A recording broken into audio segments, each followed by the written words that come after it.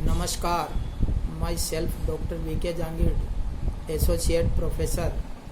मित्रों, आज हम बीकॉम पार्ट सेकंड के EFM paper first financial management के अंतर्गत वित्तीय अनुपातों का अध्ययन करेंगे। इसके अंतर्गत हम इस बात का अध्ययन करना चाहेंगे कि रेशियो क्या है, रेशियो कितने प्रकार के होते हैं, रेशियो की क्या इम्पोर्टेंस है, क्या लिमिटेशन है। साधारण भाषा में हम देखते हैं कि वित्तीय विवरणों में दिए गए कोई भी तथ्य निरपेक्ष रूप से महत्वपूर्ण नहीं होता जब तक उस तथ्य को सापेक्ष रूप से नहीं देखा जाए, अर्थात एक तथ्य का दूसरे तथ्य के साथ कोई संबंध स्थापित नहीं किया जा सकता, तब तक वह सार्थक परिणाम नहीं प्रकट कर सकता। अगर देखा जाए इसके इतिहास को, तो वित्तीय अनुपातों का सर्वप्रथम प्रयोग अलेक्जेंडर वाला ने सन 1919 में बैंकों की वित्तीय स्थिति की आलोचनात्मक व्याख्या करने के लिए किया था। वस्तुतः अनुपातों का उपयोग हम देखते हैं कि जीवन के प्रत्येक क्षेत्र में होता है, अर्थात हमारे जीवन का कोई भी ऐसा पहलू नहीं जो अनुपातों से जुड़ा हुआ नहीं हो, चाहे गृहिणी के संबंध में हो, चाहे वैज्ञानिक के लिए हो, चाहे किसी अर्थशास्त्री के लिए हो, चाहे प्रबंधकों के लिए हो या एक संस्था के लिए हो। जैसे एक गृहिणी के लिए खाद्य पदार्थों को बनाते समय वह यह देखती है कि किस पदार्थ का कितनी मात्रा में, अर्थात विभिन्न खाद्यान्नों का किस अनुपात में प्रयोग किया जाए। इसी प्रकार एक वैज्ञानिक भी यह देखता है कि वह विभिन्न रसायनों का किस अनुपात में प्रयोग किया जाए, जिससे उसके सार्थक परिणाम निकलते हैं। इसी प्रकार हम देखते हैं कि एक वित्तीय संस्था के लिए भी अनुपात काफ़ी महत्वपूर्ण होते हैं। अब हम ये जानना चाहेंगे कि अनुपात क्या है। तो अनुपात को डिफाइन करते समय हमें इस बात का ध्यान रखना है कि अनुपात मुख्य रूप से दो मदों के बीच गणितीय संबंध को व्यक्त करता है। जैसे एक मद का दूसरी मद को गणितीय रूप में व्यक्त करना या गणितीय रूप में उसकी अभिव्यक्ति करना ही अनुपात कहलाता है। साधारण शब्दों में एक मद का दूसरी मद से भाग देने से उस मद को अनुपात के रूप में हम व्यक्त कर सकते हैं, या एक मद दूसरी मद के कितने गुना है।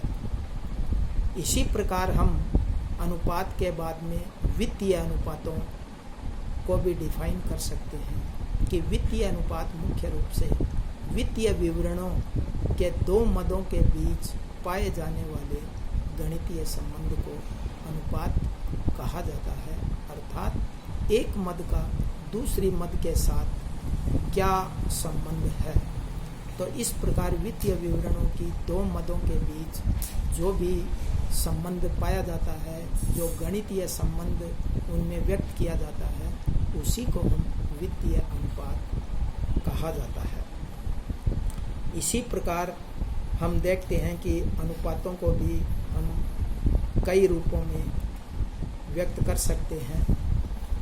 मुख्य रूप से अनुपात को हम 3 रूपों में या 4 रूपों में व्यक्त किया जा सकता है। एज ए प्रपोर्शन, अनुपात के रूप में, इसके अंतर्गत एक मद को दूसरी मद के साथ आनुपातिक संबंध व्यक्त किया जाता है कि एक मद का दूसरी मद से क्या अनुपात रहा।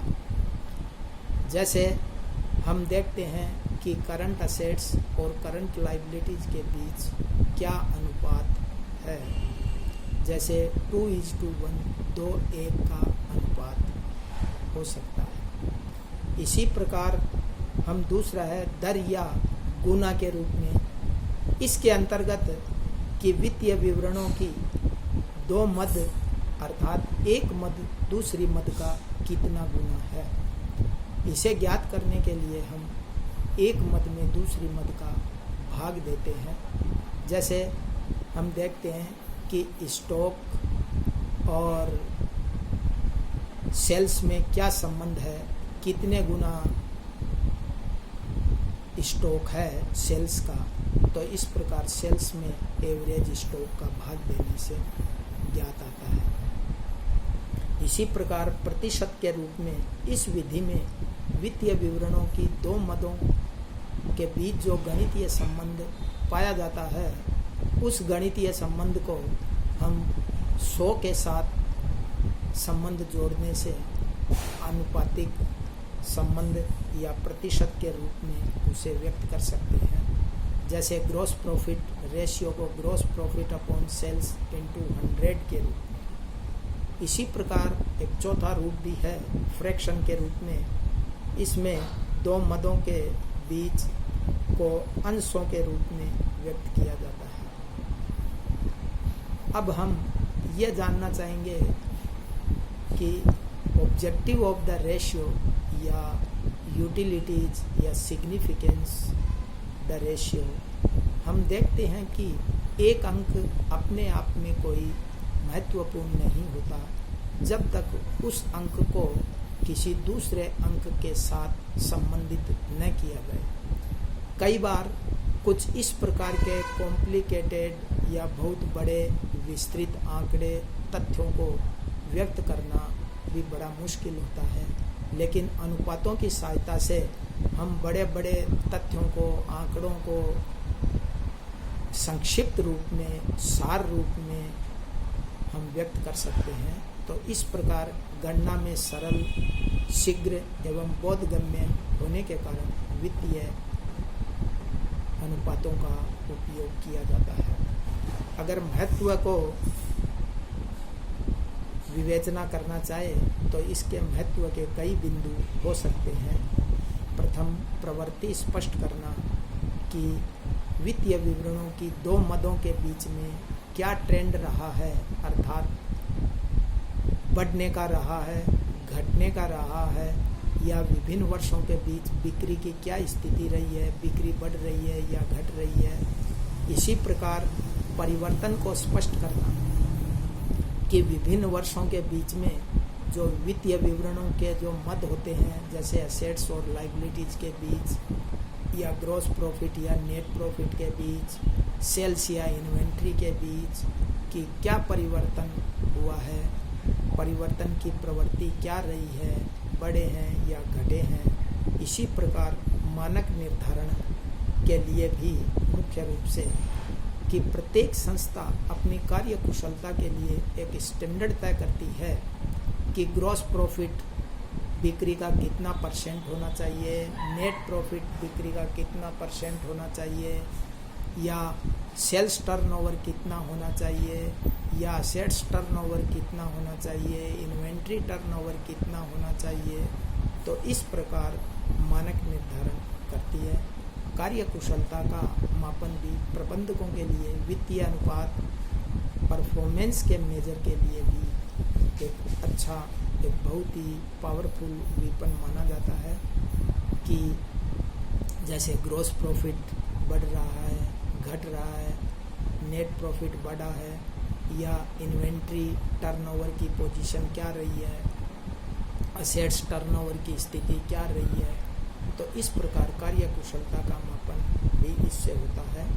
और इसके अलावा हम तरलता की स्थिति का ज्ञान भी कर सकते हैं कि संस्था या व्यवसाय अपने दिन प्रतिदिन के जितने भी खर्चे, जो रोज़मर्रा के जो खर्चे होते हैं, उनका आसानी से सही समय पर भुगतान कर सकती है या नहीं। इस प्रकार तरलता का ज्ञान भी इससे होता है। इसके अलावा दीर्घकालीन शोधन क्षमता की स्थिति भी विनियोजकों को इसके माध्यम से जानी जा सकती है।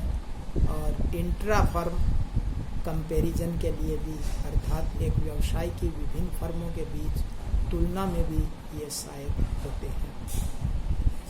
इसके अतिरिक्त हम यहाँ पर यह जानना भी आवश्यक होता है कि अनुपातों की कुछ लिमिटेशंस भी है। हम देखते हैं कि अनुपात विश्लेषण का प्रयोग वित्तीय विश्लेषण में अत्यधिक लोकप्रिय होता जा रहा है। फिर भी यह ध्यान रखा जाना चाहिए कि कोई एक अनुपात संपूर्ण चित्र को प्रदर्शित नहीं करता, अर्थात पूरी एक व्यवसाय की परफॉर्मेंस, एक व्यवसाय की पिक्चर को व्यक्त करने में यह असमर्थ रहता है।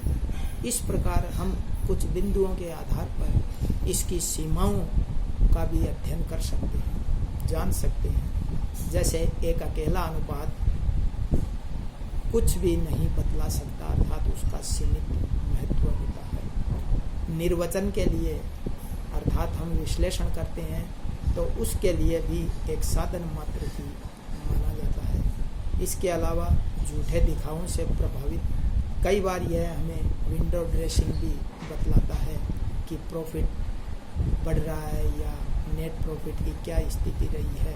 कई बार यह व्यवसाय की झूठी तस्वीर भी पेश करता है। समस्या के गुणात्मक विश्लेषण का अभाव रहता है। इसके अलावा लेखांकन की स्वाभाविक सीमाओं का भी प्रभाव पड़ता है। उचित प्रमापों का भी अभाव होता है।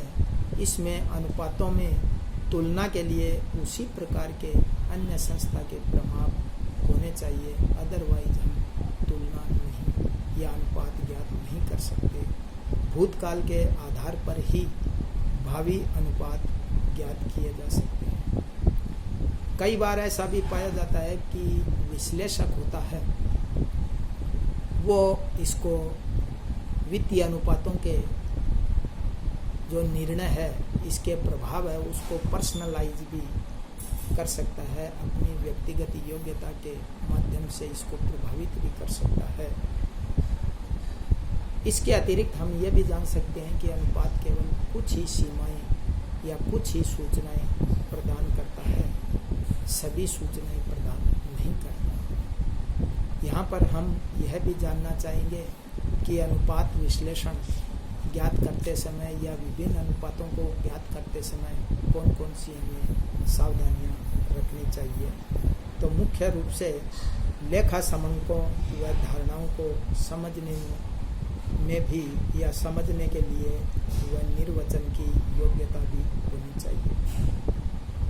अनुपात तभी सार्थक हो सकते हैं जब इसकी उपलब्धि भी हमें शीघ्र होनी चाहिए। इसके अलावा जो अन्य सावधानियां रखने की ज़रूरत है कि प्राप्त लागतों से अधिक नहीं हो, और इसका जो प्रस्तुतिकरण है, अनुपातों का प्रस्तुतिकरण उपयोगकर्ताओं की आवश्यकताओं एवं प्राथमिकता के अनुसार ही किया जाना चाहिए, न कम न ज़्यादा।